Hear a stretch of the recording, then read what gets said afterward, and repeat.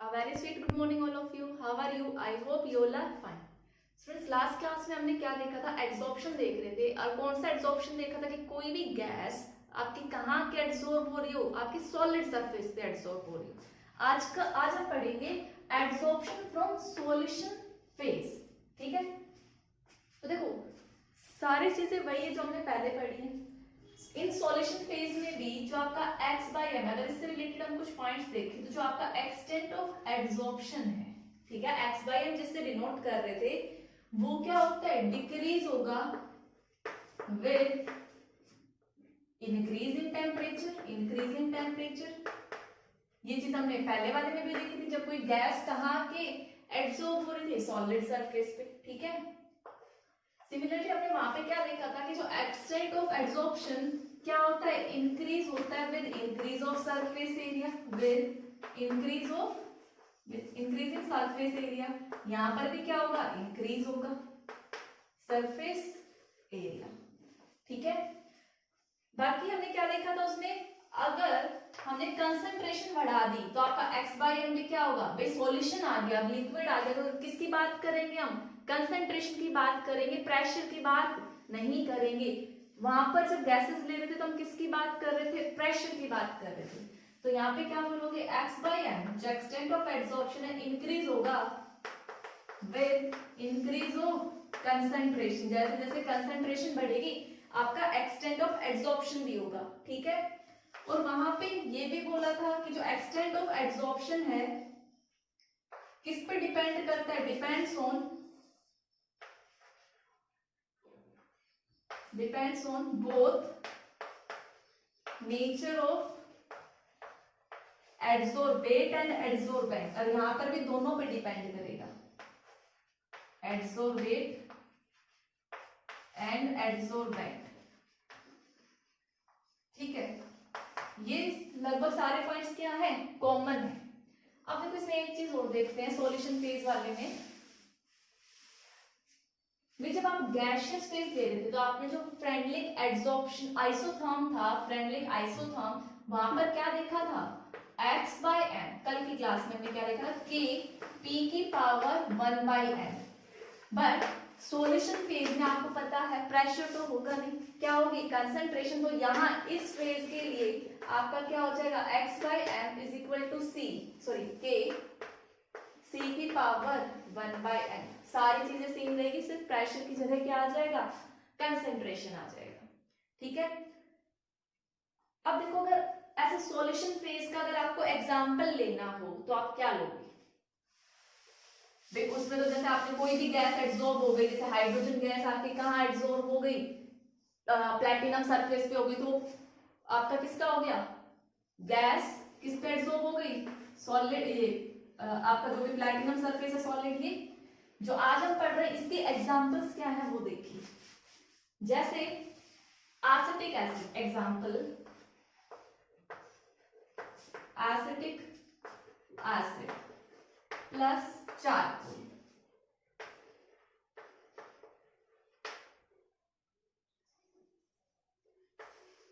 ठीक है भाई, जैसे ही आप एसिटिक एसिड में चारकोल डालोगे तो जो एसिटिक एसिड है वो किसके ऊपर आके एड्सॉर्ब हो जाएगा? भाई चारकोल, और इनके चारों तरफ कौन आ जाएगा? आपका acetic acid.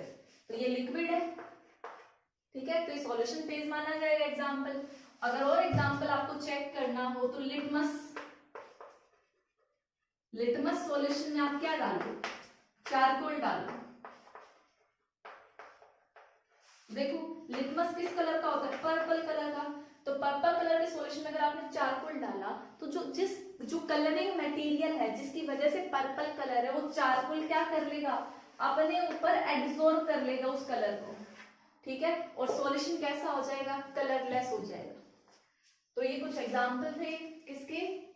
Adsorption of solution phase. तो आप इन सबको कॉपी करो। Students, now come to the application part of adsorption कि भाई ये एड्सॉर्प्शन प्रोसेस कहाँ कहाँ यूज हो रहा है। तो पहला अगर इसका एप्लीकेशन देखें तो वैक्यूम क्रिएट करने में किसका रोल है? एड्सॉर्प्शन का रोल है। कैसे भाई? सपोज करो किसी रूम में आपको वैक्यूम क्रिएट करना है तो आप उसमें क्या ऐड कर दो? रूम में क्या रख दो? चारकोल रख दो।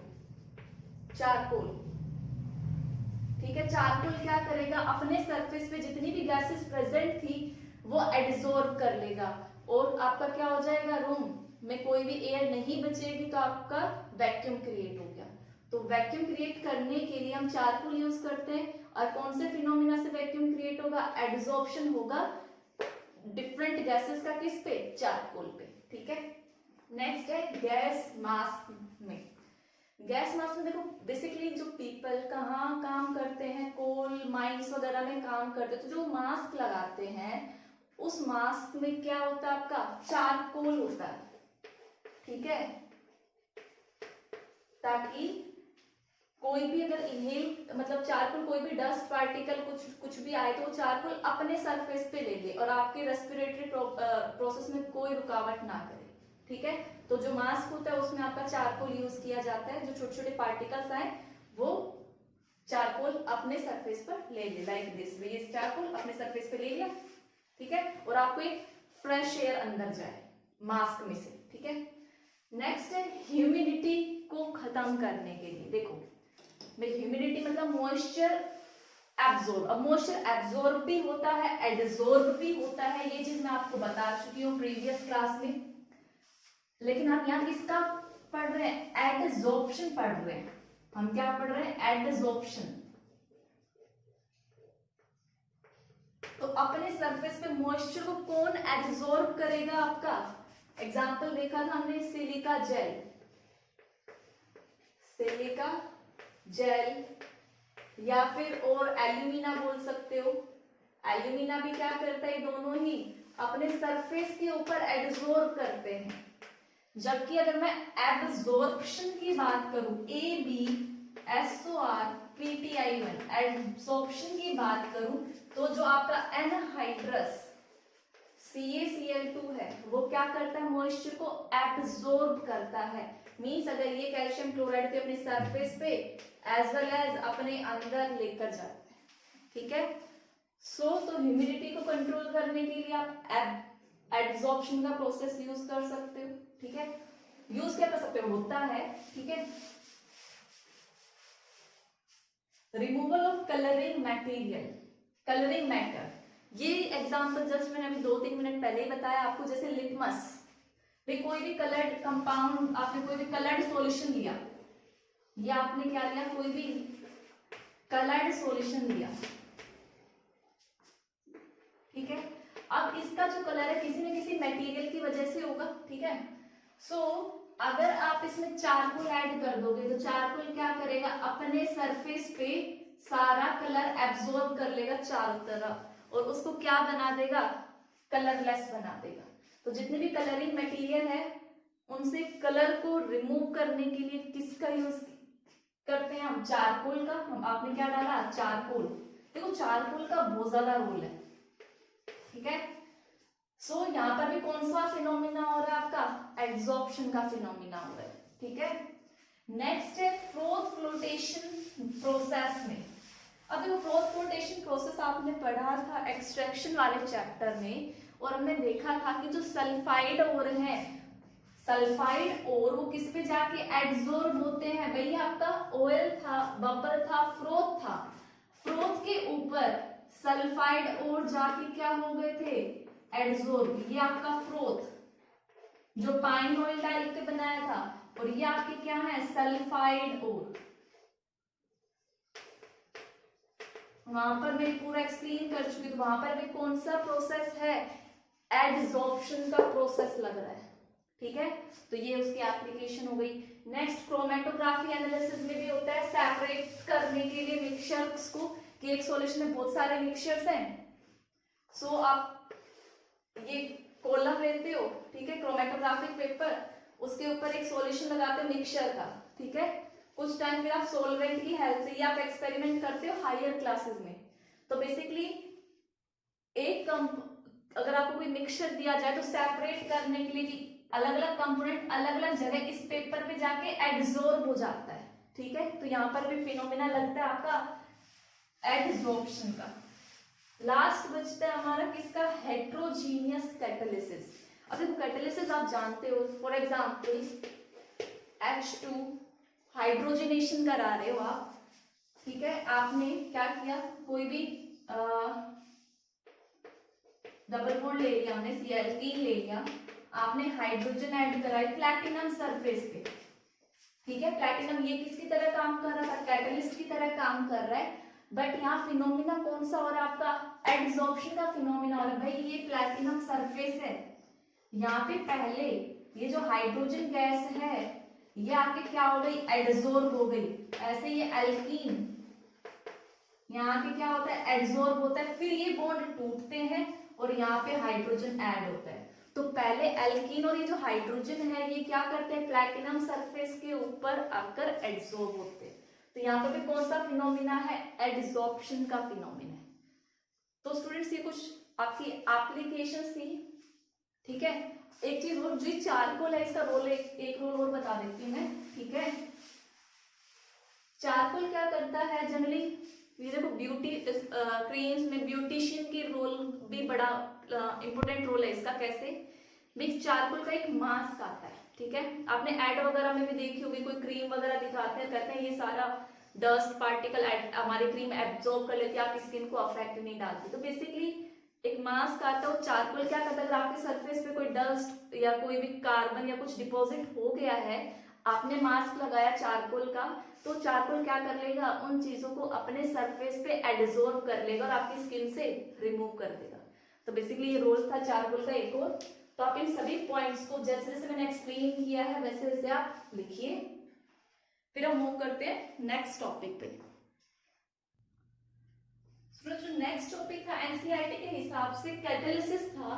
ठीक है, वो कैटालिसिस वाला प्रोसेस सीबीएसई ने रिमूव कर दिया, तो वो हम डिस्कस नहीं करेंगे। तो हम अपने नेक्स्ट टॉपिक पे आ रहे हैं, कोलाइड्स। ठीक है, कोलाइड्स देखो बेसिकली क्या है, एक तरह का सॉल्यूशन ही है। तो कोलाइड्स की बात हम बात करते हैं, पहले हम देखते हैं कि साइज के बेसिस पे हम सॉल्यूशन को 3 कैटेगरी में डिफाइन करते हैं। ठीक है, वो कौन कौन से हैं आपके, ठीक है, 3 पार्टिकल साइज मींस ये पार्टिकल कितना बड़ा होगा उसके बेसिस पे 3 कैटेगरी है हमारे पास। कौन कौन सी, पहला है सस्पेंशन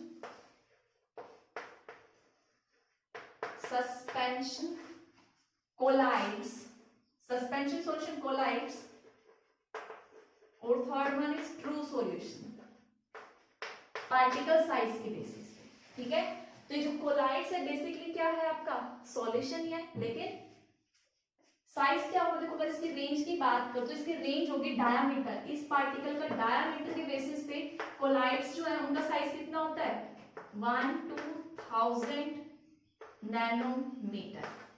अगर लेस देन 1 नैनोमीटर होगा, लेस देन 1 नैनोमीटर होगा तो आपका सस्पेंशन बोला जाएगा, और अगर आपका क्या होगा ग्रेटर देन 1000 नैनोमीटर होगा तो आपका ट्रू सॉल्यूशन बोला जाएगा। अगर 1 नैनोमीटर से 1000 नैनोमीटर के बीच में है तो आपका कौन सा सॉल्यूशन होगा, कोलाइडल सॉल्यूशन होगा। ठीक है, अब देखो सस्पेंशन की बात करो तो सैंड इन वाटर,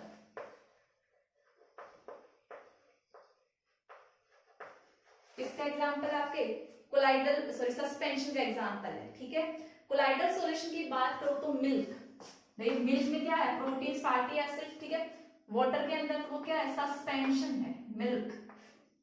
ठीक है, और ट्रू सॉल्यूशन की बात करें तो ट्रू सॉल्यूशन में क्या आएगा आपका, लाइक NaCl इन वाटर, क्या बोल सकते हो, NaCl इन वाटर।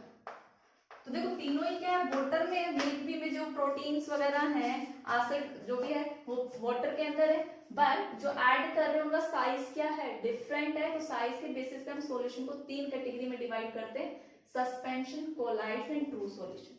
अब आपका होमवर्क क्या है, तीनों में मैंने पार्टिकल साइज पे तीनों में डिफरेंस बताया, आप इनकी फर्दर फिल्टरेबिलिटी और जो भी प्रॉपर्टीज हैं, नेचर वेचर क्या है, ठीक है, उनमें आप क्या करोगे, डिफरेंस बताओगे। तो आपका क्वेश्चन आप लिख सकते हो, differentiate between suspension, colloid and true solutions.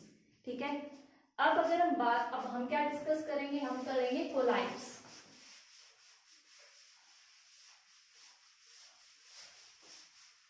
अब देखो कोलाइड्स में ये चीज पता लग गई, साइज कितना होता है, 1 to 1000 नैनोमीटर के बीच में होता है। ठीक है, अब कोलाइड देखो सॉल्यूशन बोल रही हूँ मैं, तो सॉल्यूशन में क्या होता है, एक सोल्यूट होता है और एक सॉल्वेंट होता है।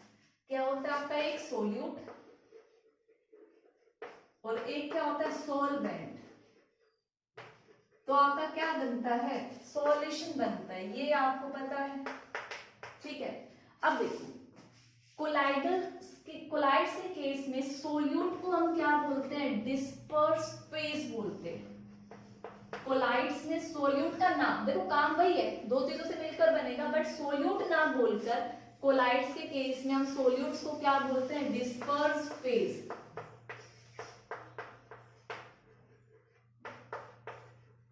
ठीक है। और सोलवेंट जो लार्ज अमाउंट में होता है उसको हम बोलते हैं dispersion medium.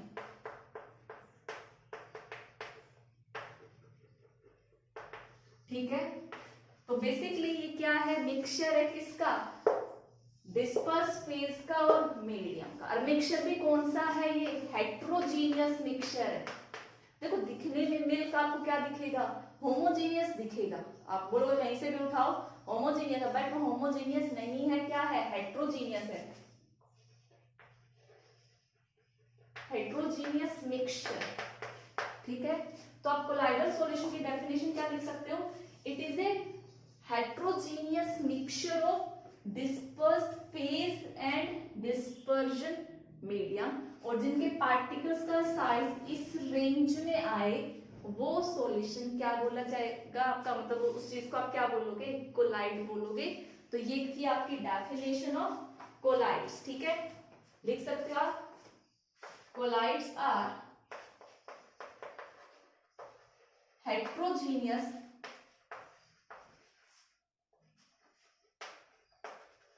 mixture of dispersed phase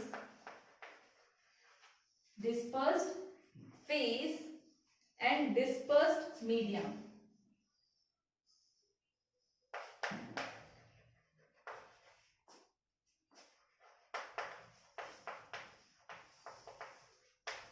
ठीक है। तो अब आप ध्यान देना, मैं बार बार ये यूज करूंगी, DP dispersed phase, DM dispersion medium. ठीक है, मैं बार बार सोल्यूट सॉल्वेंट नहीं बोलूंगी। ठीक है, तो आप इसको कॉपी कर सकते हो। Students, now come to the classification of colloid. अब देखो क्लासिफिकेशन करने के बहुत सारे तरीके हैं, बट हम पहला तरीका अपना रहे हैं on the basis of the physical state. वे आपको पता है कोलाइड्स में डिस्पर्स फेज होता है, डिस्पर्शन मीडियम होता है। ठीक है, तो उनके फिजिकल स्टेज के बेसिस पे कोलाइड्स कौन कौन से हो सकते हैं। तो देखो अगर मैं डिस्पर्स्ड फेज, पहले देखो डिस्पर्स्ड फेज क्या ले रही हूं मैं, आपका सॉलिड ले रही हूं। जैसे हमने क्लासिफिकेशन सॉल्यूशंस के लिए भी पढ़ी थी चैप्टर 2 में, सॉलिड दिया, डिस्पर्स्ड फेज सॉलिड हो, बट डिस्पर्शन मीडियम सॉलिड हो सकता है, लिक्विड हो सकता है, गैस हो सकता है। इसको ऐसे ही याद करेंगे। फिर डिस्पर्स्ड फेज क्या हो सकता है आपका, लिक्विड हो सकता है, लिक्विड हो सकता है, लिक्विड हो सकता है, बट ये क्या क्या हो सकते हैं, सॉलिड, लिक्विड, गैस। ठीक है। नेक्स्ट गैस इन, इधर सॉलिड, फिर गैस इन लिक्विड।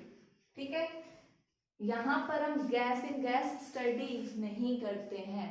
ठीक है, क्यों, क्योंकि देखो कोलाइड्स का मैंने क्या बोला, हेट्रोजीनियस मिक्सचर होता है, बट जब मैं गैस इन गैस पढ़ूंगी, मींस गैस आपका डिस्पर्स्ड फेज और गैस से डिस्पर्जन मीडियम, तो जरा सोच के देखना क्या वो होमोजीनियस मिक्सचर होगा या हेट्रो, बट ये क्या होते हैं, हेट्रोजीनियस। इसीलिए हम गैस इन गैस कोलाइड्स के केस में नहीं पढ़ते हैं, हमारे पास यही बनते हैं। ठीक है, अब देखो अगर आपका डिस्पर्स्ड फेज, मतलब जो ये किसकी तरह काम करता है, सोल्यूट की तरह। अगर आप कंफ्यूज हो जाते हैं तो ऊपर लिख लो। और जो डिस्पर्जन मीडियम है ये किसकी तरह काम करता है, solvent. Means large quantity solid है और उसी में आप थोड़ा और सॉलिड डाल रहे हो, तो जो बनेगा कोलाइड उसका नेम क्या होगा। देखो एग्जाम पॉइंट ऑफ व्यू से ये नेम क्या है, बहुत इंपॉर्टेंट है, 1 मार्क में पूछे जाते हैं। तो सॉलिड इन सॉलिड को हम क्या बोलते हैं, solid sol, SSS, solid sol. फिर भाई लिक्विड के अंदर हमने क्या डाल दिया, थोड़ा एग्जांपल बाद में डिस्कस करेंगे। ठीक है, लिक्विड के अंदर हमने क्या डाल दिया, थोड़ा सा सॉलिड डाल दिया, तो उसका नाम हो जाएगा, एक ऐसा हटा दो सोल, इसको हम सिंपली सोल बोलेंगे, ठीक है। और अगर गैस जो मीडियम है वो ज्यादा गैशियस है, उसके अंदर थोड़ा बहुत सॉलिड आ जाए तो उसको हम बोलते हैं एरोसोल, ठीक है। तो solid in solid, solid sol, solid in liquid, sol, ठीक है, और सॉलिड इन गैस, एरोसोल, ठीक है। अब आपका डिस्पर्स फेज चेंज हो गया, लिक्विड हो गया, बस डिस्पर्शन मीडियम क्या है, सॉलिड है, मींस बहुत सारा सॉलिड है, उसके अंदर आप क्या डाल दो, थोड़ा बहुत लिक्विड डालो, तो आपका क्या बन जाता है, जेल। क्या बन जाता है, जेल, इसको जेल बोलते हैं। और लिक्विड इन लिक्विड कौन क्या बोलते हैं, इमल्शन, याद रखना इमल्शन, ये नाम आपको याद रखने हैं और यही इंपॉर्टेंट है, इमल्शन। अब देखो नेक्स्ट क्या है, ये वाला तो यहाँ पे हो गया, ये वाला यहाँ हो गया। अब है लिक्विड इन गैस। देखो गैस के अंदर चाहे सॉलिड हो या गैस के अंदर चाहे लिक्विड हो, गैस लार्ज अमाउंट में है, दोनों ही केसेस में क्या बनते हैं आपके, एरोसोल। तो यहाँ पर क्या बनेगा, एरोसोल, ठीक है। नेक्स्ट है गैस, सॉलिड के अंदर क्या है आपका, गैस है, ठीक है, तो उसको हम क्या बोलेंगे, सॉलिड सोल, सॉलिड सोल। यहाँ पर भी सॉलिड सोल था, ऊपर सॉलिड इन सॉलिड में, ठीक है, इसको भी हम क्या बोलेंगे, सॉलिड सोल बोलेंगे। और अगर लिक्विड के अंदर गैस आ जाए, भाई लिक्विड आपका उसके अंदर गैस आ जाए तो उसको हम बोलते हैं फोम, FOAM, ठीक है। तो ये थे इनके नेम। भाई 100% श्योरिटी होती है कि एक क्वेश्चन यहाँ से इस टेबल से पक्का आए, स्टूडेंट्स जनरली इस चीज को इग्नोर कर देते हैं, ठीक है, बट आपको नहीं करना है, सभी को बहुत अच्छे से कवर अप करना है, ठीक है। अब देखो सॉलिड इन सॉलिड का एग्जांपल मैं देखूं तो जनरली आपके जो कलर ग्लासेस हैं, ठीक है, या जो जैम स्टोन्स बोलते हैं, जो लोग उंगली वगैरह में पहन के रखते हैं कि ये पंडित वगैरह दे देते, तो वो जनरली क्या है, सॉलिड इन सॉलिड का एग्जांपल है। तो आप देख सकते हो कलर ग्लासेस या फिर जैम स्टोन जो है वो किसका एग्जांपल है, आपके सॉलिड सोल का एग्जांपल है, ठीक है। अब नेक्स्ट है हमारा सॉलिड इन लिक्विड, जिसको हम क्या बोल रहे हैं, सोल बोल रहे हैं, कि भाई लिक्विड स्टेट है, उसके अंदर आपका क्या आ जाए, थोड़ा सा सॉलिड पार्टिकल आ जाए। तो जरा सोच के देखो, जो आपका पेंट है वो थोड़ा थिक थिक सा है, वो थिक किसकी वजह से होगी, लिक्विड में आपने क्या डाला होगा, कुछ ना कुछ सॉलिड। तो जनरली जो आपके पेंट्स हैं वो किसका एग्जाम्पल है, सॉलिड इन लिक्विड, ठीक है। फिर नेक्स्ट है solid in gas, generally dust particle in air क्या है, एरोसोल है। जो स्मोक है, धुआं है, वो किसका एग्जाम्पल है, सॉलिड इन गैस का एग्जाम्पल है, स्मोक, ठीक है। डस्ट आपकी एयर में किसका एग्जाम्पल है, dust in air, smoke in air, इसका एग्जाम्पल है, ठीक है। तो ऊपर के तीन हम पढ़ चुके हैं, इनको मैं रफ कर देती हूँ। नेक्स्ट है हमारा लिक्विड इन सॉलिड। देखो जेल, जेल से याद रखो जेलिक टाइप, आपने पढ़ा होगा ना, आप जेली खाते हो, थोड़ा होता तो सॉलिड है लेकिन उसमें थोड़ा बहुत हल्का सा लिक्विडपन आपको नजर आता है, तो आप बोल सकते हो जेलीज में, ठीक है। लिक्विड इन लिक्विड इमल्शन जिसको बोलते हैं, क्या बोलोगे इसका एग्जांपल, अपनी डेली लाइफ से सोचकर देखो आप। लिक्विड इन लिक्विड को हम इमल्शन बोलते हैं, लाइक आपका मिल्क, किसका एग्जांपल है, इमल्शन का एग्जांपल। एक एग्जांपल एटलीस्ट आप सबको लर्न होना चाहिए, ठीक है। अब नेक्स्ट है हमारा liquid in gas. Liquid in gas को आप याद देखोगे तो भी देखोगे मॉइस्चर प्रेजेंस इन एयर। तो जनरली सर्दियों में क्या होता है आपकी, हाँ, तो सर्दियों में क्या बोलोगे आप, फोग वगैरह, जो मिस्ट है वो किसका एग्जांपल है, आपके लिक्विड इन गैस का एग्जांपल है। नेक्स्ट है gas in solid,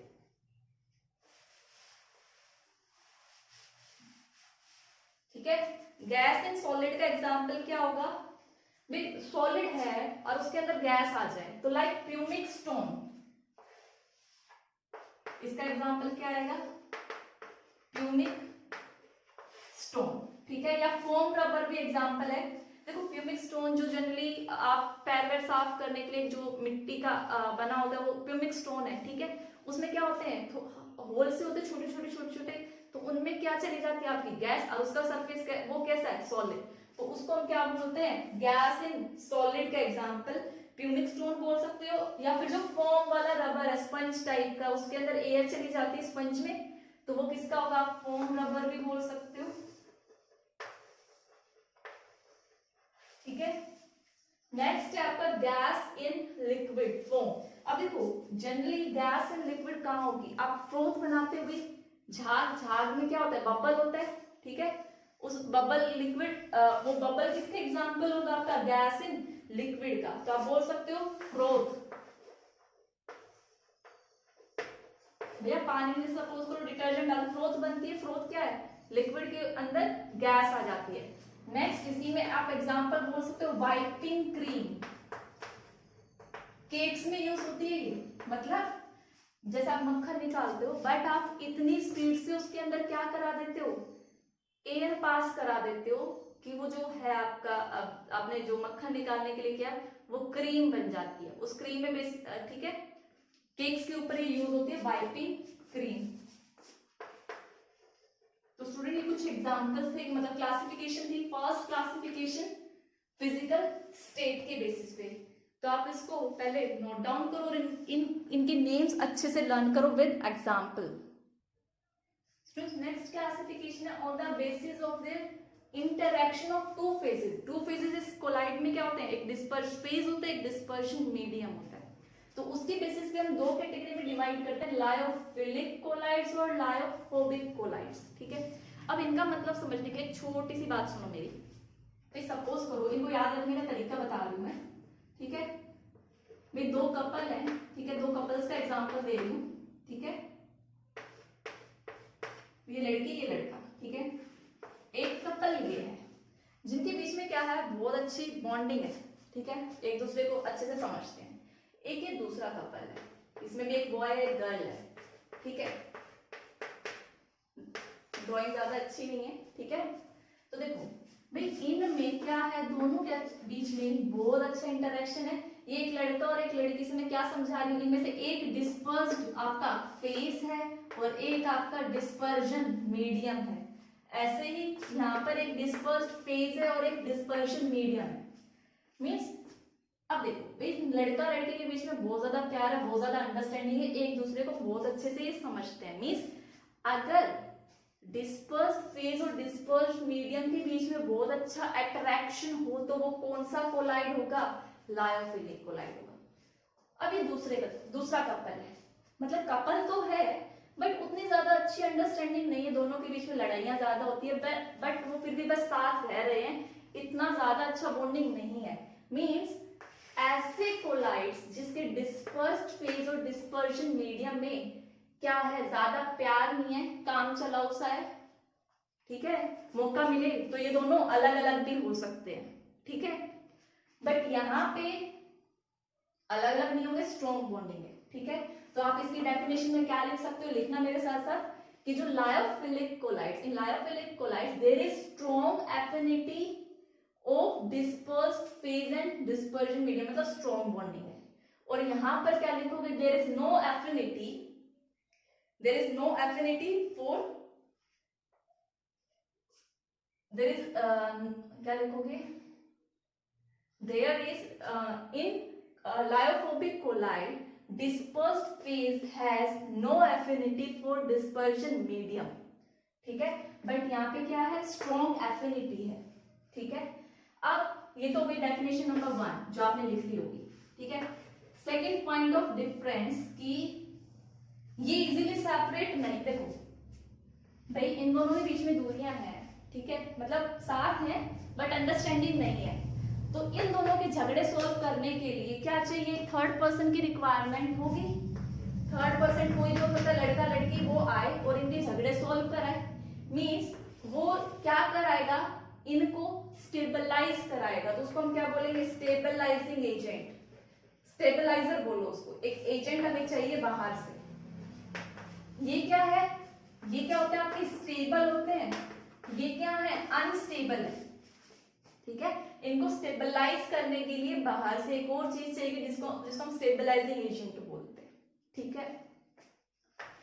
third point,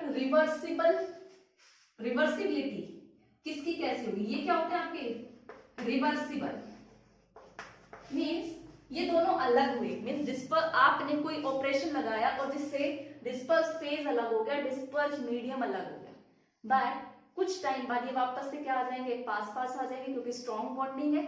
भी झगड़ा हो गया लेकिन प्यार इतना है वो उन दोनों को खींच लाएगा और फिर दोनों से हैप्पी, ठीक है। तो ये क्या है, रिवर्सिबल है, मीन्स आपने इनको सेपरेट किया, फिर से आप अगर इनको शेक कर दोगे तो वापस से एक दूसरे में अच्छे से मिक्स हो जाएंगे। और यहाँ रिवर्सिबल नहीं है, ठीक है, झगड़ा हो गया खत्म। ये दोनों इजीली क्या हो सकते हैं, सेपरेट हो सकते हैं। आई होप इतनी बातें समझ में आई होगी। इट मीन्स ये रिवर्सिबल है और ये इरिवर्सिबल है, ये स्टेबल है वो अनस्टेबल है। यहाँ पे ग्रेट एफिनिटी है किसकी, डिस्पर्स्ड फेज की, किसके लिए, डिस्पर्जन मीडियम के लिए, और यहाँ कोई एफिनिटी नहीं है डिस्पर्स्ड फेज की, किसके लिए, डिस्पर्जन मीडियम के लिए। तो ये थे डिफरेंसेस। बात करें एग्जांपल्स की, ठीक है, तो देखो जितने भी प्लांट एक्सट्रैक्ट हैं लाइक गम, जेलेटिन, स्टार्च, गम, जेलेटिन, स्टार्च, इन सबको वाटर में डालोगे तो ये कौन सा सॉल्यूशन बनाएंगे, लायोफिलिक, सॉरी कौन सा कोलाइड बनाएंगे, लायोफिलिक कोलाइड्स। और जितने भी, तो ये इसके एग्जांपल हो गए, जितने भी प्लांट एक्सट्रैक्ट, गम याद आ गया तो जेलेटिन, स्टार्च, रबर, ठीक है, ये सब किसका एग्जांपल आएगा आपका, इसका। अब देखो इसका एग्जांपल आपने कहाँ देखा था भाई, फ्लोटेशन प्रोसेस याद करो, जो सल्फाइड ओर थे वहां पे आप क्या डाल रहे थे, फ्रोथ स्टेबलाइज नहीं हो रहे थे, उनको स्टेबलाइज करने के लिए आपने बाहर से कुछ डाला था। तो आप बोल सकते हो जितने भी वो सॉल्यूशन होते हैं, सोल हैं किसके, सल्फाइड ओर के, ठीक है, वो किस में आएंगे आपके, लायोफोबिक कोलाइड्स में आएंगे, ठीक है। देखो यहाँ पे नाम ही इंडिकेट कर रहा है, जो फिलिक है मतलब लविंग,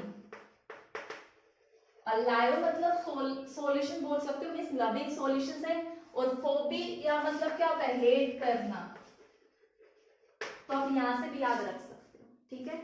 आई होप जिस एग्जांपल से मैंने आपको समझाया सभी को डिफरेंसेस याद हो गए होंगे। इस ईयर भी बोर्ड एग्जाम में ये क्वेश्चन पूछा गया था with the help of example, give कि what is the difference between lyophilic colloids and lyophobic colloids, ठीक है, गिव एन एग्जांपल। तो ये हमारी थी क्या, सेकंड क्लासिफिकेशन। अभी और भी क्लासिफिकेशन बचती है बट वो हम नेक्स्ट क्लास में कवर करेंगे। तो students that's all for today's lecture.